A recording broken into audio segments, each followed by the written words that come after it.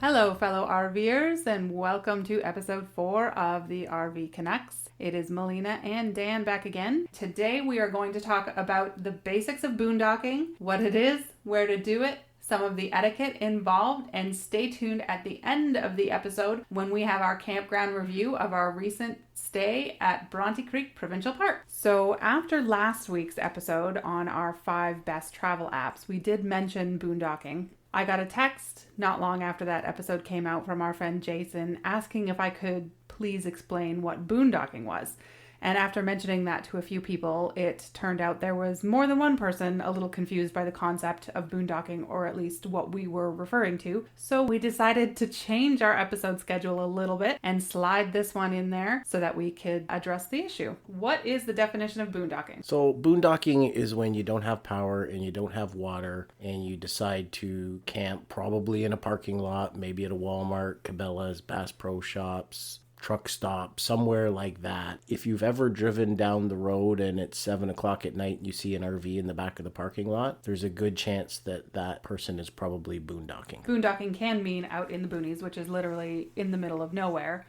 But usually, and when you hear us talk about it, it's going to be referred to blacktop boondocking, which is essentially parking lot boondocking. So not to be confused with what we call dry camping or free camping. When you're using crown land or a national park, say, that doesn't have services, and you are literally camping dry, which means you don't have access to like freshwater hookups and dump stations and things like that. With those options, particularly crown land in Canada or what's called BLM lands in the United States, which is the Bureau of Land Management, it's basically just land owned by the government that you can go and you can camp on for free. In Canada, and in Ontario particularly, we have a lot of crown land. So 87% of Ontario is actually crown land, which kind of blew my mind when I thought about it. But when you think about the size of our country and the resources in our country, it kind of makes sense. But for crown land camping in Canada, if you're a Canadian resident or you've lived here at least 7 out of the last 12 months, you can actually camp on crown land for free on one site for up to 21 days each year. If you're a non-resident, there's a nominal fee for crown land camping of about $10.50 a night, give or take, taxes included. So if you are looking at that type of option, which is certainly an option with an RV, you have to be aware of a few things. And one is that crown land is often really remote,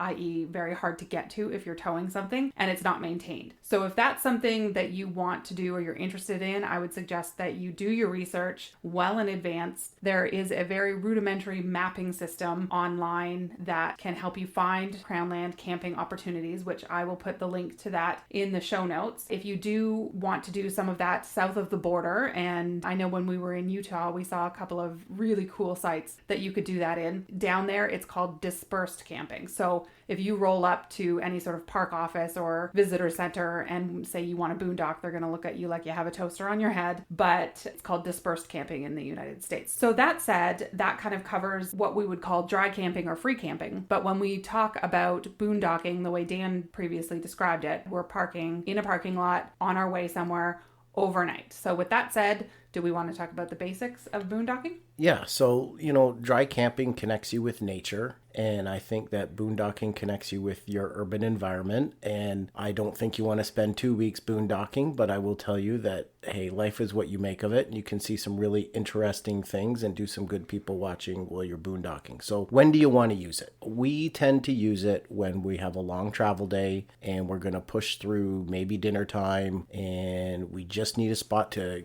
get a quick sleep, and we're going to be back on the road first thing again in the morning. Probably what I would say is you're going to use it when you're not going to have the opportunity to avail yourself of the services and facilities of an RV park. So why drop 50 or 80 bucks on a 12-hour sleep? Why do you want to use it?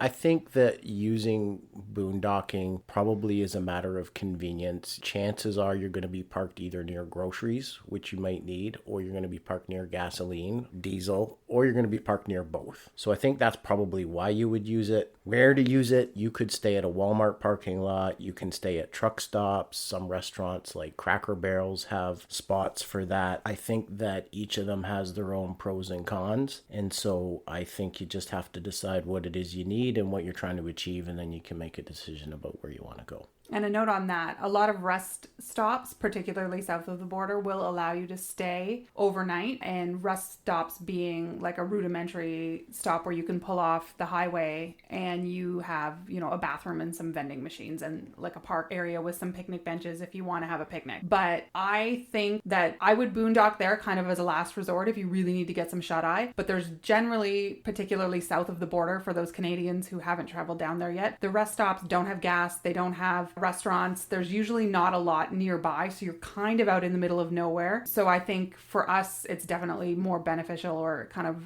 jives with the way we travel a little bit better, to kind of tick some of those boxes off, like gas and showers and food, instead of staying at a rest stop. But if worse comes to worse and it's the middle of the night and you have to get some shut-eye for safety reasons, then by all means pull off and grab a bit of shut-eye at a rest stop. Yep. So there's some etiquette to boondocking. The first one is get permission. I think YouTube is littered with examples of people that have gotten kicked out of a parking lot at 3 a.m. because they didn't clear it. And so getting permission is really easy. It's a matter of phoning ahead to a specific restaurant or store that says that they offer it and just confirming it with the manager, and then going inside, even if you need to when you get there, and just double checking that where you are is okay, where you parked is okay with them. Second thing I would say is be a customer. So yeah, you're trying to save a bit of money, but listen, get your gas there, get your groceries there, grab a cup of coffee, maybe a small meal. Be a customer, because that's why they're offering it. So make sure you want to represent the RV community well. Park away from other cars. Park with the other RVs. So first of all, don't be a nuisance by clogging up a parking spot at the front of the store. Park at the back. You'll appreciate that more because it's probably a little bit quieter. And park with other RVs, because hey, I know that right now there's a husband and wife somewhere out there having a conversation about how safe is it. Parking with other people makes it more safe. Mm-hmm. Use your slide out wisely. If you're going to put your slide out, be conscious that you're not putting it into a lane of traffic through the parking lot or taking up yet another parking spot. So position your trailer or your RV as much as you can that you're sliding your slide out over grass or over a curb, for example, and not into traffic, not into another parking spot. With all of that being said, just slide it out enough for you to get in and out or get past whatever the slide out blocks you from getting to. It doesn't need to go all the way out, just enough to get past. Because remember, most of the time that slide out is out, you're probably going to be asleep anyways. Mm-hmm. So for our trailer, you have to put the slide out at least 6 or 7 inches for the girls to be able to get to their bedroom at the back. Some models, you might not even have to put the slide out in order to do that. I think just being really mindful of that, and particularly, as Dan said, not taking up an additional space. We have rolled by places where we wanted to boondock and the spots are absolutely full. Like, you will get, in the busy season, a short supply of places to boondock in very popular areas. So if you have a slide out, you're basically effectively taking an opportunity for another boondocker away. Yeah, so a couple other things I would say to keep in mind. Only stay one night, and don't put out your awning and your lawn chairs and your barbecue and all of those things, because when you do that, that's not boondocking, that's called squatting. And if you have time to put all that out, you have time to go to a proper RV park. Don't blast your generators. Maybe you're in a more quiet neighborhood, maybe you're near a hotel, so you don't want to disturb everyone else around you. So if you have a loud generator that's outside the trailer, that's probably not a good idea. But that's not to say that I haven't run the generator during dusk or early evening to get things cooled down at a truck stop too. That's a super good example, because we did stop at a Cracker Barrel in Kansas, and it was the hottest night in history. And it was a great place, fairly quiet, but the back of the parking lot of the Cracker Barrel actually met up with the windows of a hotel. So we did use the generator when we got there in the early evening just to try to get things cool, but it was definitely one of those nights where we talked about in our best apps episode number 3, check it out if you haven't, where we talked about maybe sometimes it's better to throw down $20 or $30 and find a paid site near the interstate that's got power, because let me tell you folks, I was out in the middle of that parking lot in my pajamas at 3 o'clock in the morning trying to catch a breeze. So weather can possibly play a factor in that unless you have access to power. Right. And some of you are going to have nice quiet generators that built into your rig, and that's probably not a problem, but be thoughtful as you're going down the highway, whether it's a heat wave or something like that. The other thing I would say is don't be afraid to look for power sources. So we pulled into a Flying J one time. We stayed in the RV designated parking, woke up, and the people beside us asked if our power went out last night. And it turned out that we had parked beside a pole that had power on it. A regular, light standard, yeah. Light standard in the middle of the parking lot had power in it, and we could have had power. So take a look at the light standards, and perhaps there's power that you can connect into. My other word of advice is, if you're going to a truck stop, park in the RV parking. RVs, stay with RVs.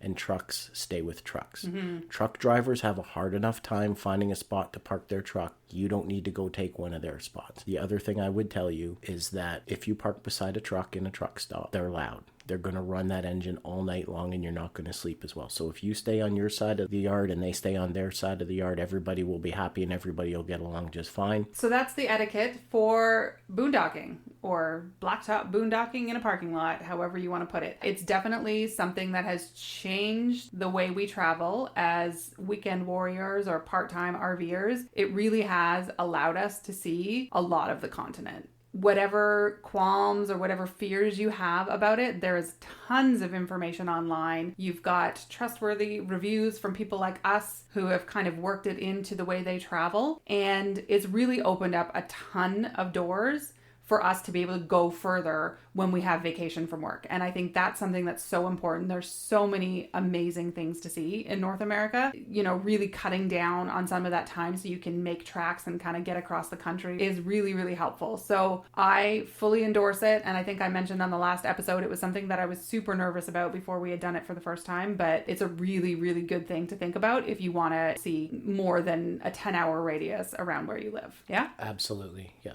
Okay, so we've almost come to the end of our episode, and we have rounded up our thoughts about our recent stay at Bronte Creek Provincial Park, which I would say was probably one of our more unexpected provincial parks that we've stayed at, meaning it was totally not what we expected it to be, but in a very, very good way. It was a really nice, pleasant surprise, I think. Yeah. Oh, totally. And for those of you who kind of aren't from southwestern Ontario or haven't traveled here a lot, Bronte Creek is a provincial park, and it's basically located smack dab in the middle of the city on the western edge of Oakville, which kind of borders Burlington, Ontario. And it's almost a 6.5 square kilometer park. It's something that you kind of drive past and kind of think, who would camp there, right? Like, don't people know that nature exists type of thing? And this is coming from two people who lived in the GTA. We just kind of, we lived there and kind of had never stayed there, just kind of having the same thoughts about it. But it's a really fantastic park to stay. Great for families, a lot of activities. There's 144 sites there, most of which have electric hookup. There's 4 campground loops. There's 4 group sites that each fit up to 25 people. There's 3 yurts. The campground side of the park has 2 comfort stations, and the day use area has 9 comfort stations. The day use area pretty much dwarfs the campground area in size, I would say. One thing to be aware of is that the day use park and the campground side are kind of separated by a massive ravine that goes down to Bronte Creek, and it's 115 feet deep. So there's really no good way to get from the campground side to the day use side on foot or on bike. So if you want to visit the day use side and you're camping at Bronte Creek Provincial Park, you kind of have to get in your car and you have to go on the highway and go down one exit and then get off and go around to the day use side. So that's something we spent the better part of a day trying to figure out how to get down to the creek, and we couldn't do that until we went to the day use side. But that being said, there's 5 different trails that total about 10 kilometers in different hiking trails and biking trails. There is a children's farm and activities center there. There is a Victorian farmhouse, the Spruce Lane farmhouse, which is a museum, and in the operating season they have costumed interpreters. Now, a lot of those activities aren't running right now because of COVID, but we certainly went through the day use area and were able to see some of these sites. We walked around the farmhouse, we were able to use the trails. They have one of Canada's largest swimming pools. It's a 1.8 acre pool, and it's kind of shaped like a pond. It's really cool, actually. It's 0 entry, and it kind of just gradually goes down like if you were walking into a pond, and the depth in the middle is 6 feet. You do have to pay a user fee to visit the pool, even if you are camping, but it is a nominal fee. I think it's like $4 for an adult and $2 for a child or something like that. And there's an 18-hole disc golf course there, which is kind of cool, like Frisbee golf.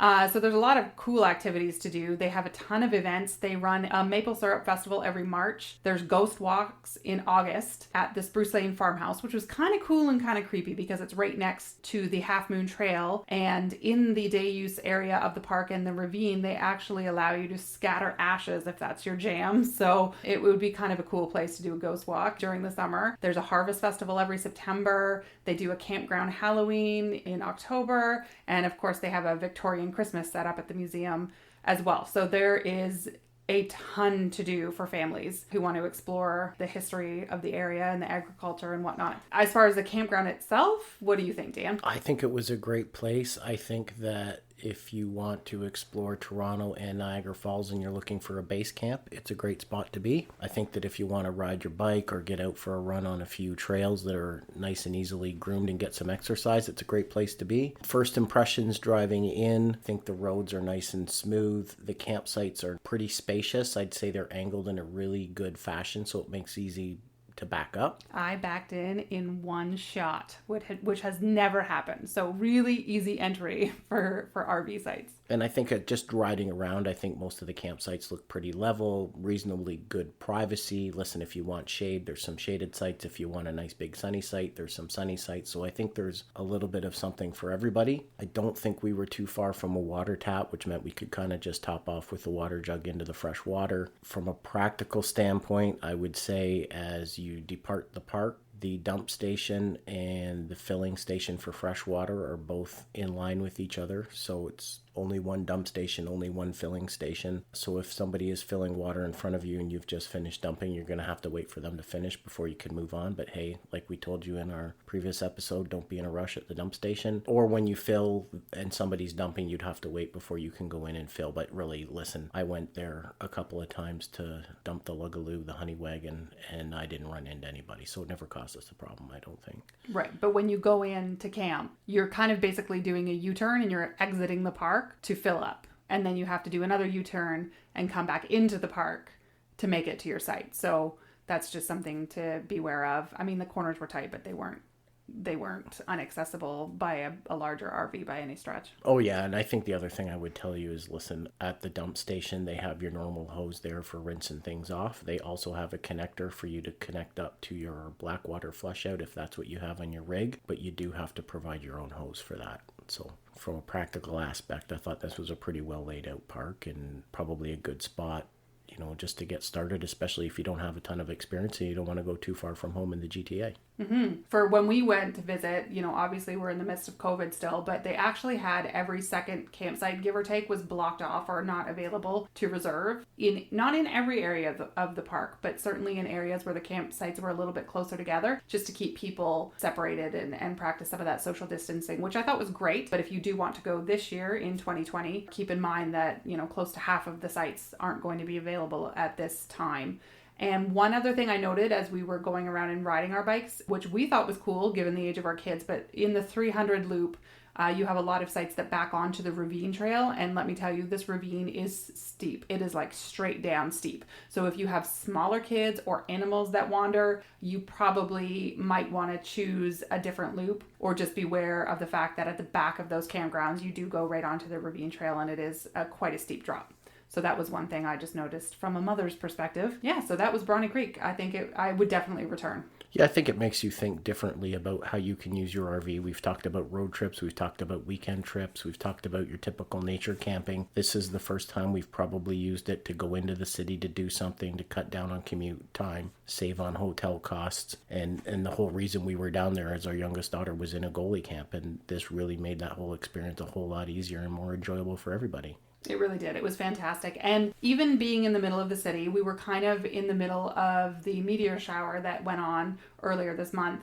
And we managed, well, I didn't manage to see any because I somehow happened to be looking in the wrong direction every single time there was a meteor. But Dan and the girls certainly saw a number of meteors in the sky, which we didn't think we would be able to, being kind of in the midst of the city with all of that ambient light. So that was kind of cool too. And that is our review of Bronte Creek Provincial Park. I will put links in the show notes to all of the things we've talked about, all of the reservation sites, and of course we'll do our campground review and write-up of Bronte Creek, where you can see some images and some other amenities of the park. Last episode we did say that we were going to answer our listener question on solar power. However, we decided to move that to next week's episode, which we are going to be focusing on a really good walkthrough of your trailer. So if you have just bought a trailer new or you've bought it used and didn't quite get a great walkthrough, we're going to kind of look at some of the basic things, the basic operating systems of your trailers or your RVs and kind of how to navigate them. You're going to learn from our mistakes, folks. You're going to learn from our mistakes. For sure. So I think it kind of fits a little bit better to put that solar power, tag that onto that conversation. So we are going to move that to episode 5 next week. So that being said, thanks for joining us. Again, if you haven't subscribed, please subscribe so you get notified when future episodes come out, and follow us always on Instagram at RV Canucks. We are going to be heading off at the end of this week for another adventure, and we'll have lots of images up there and more to talk about. So thanks again for joining us. Bye. Bye, folks.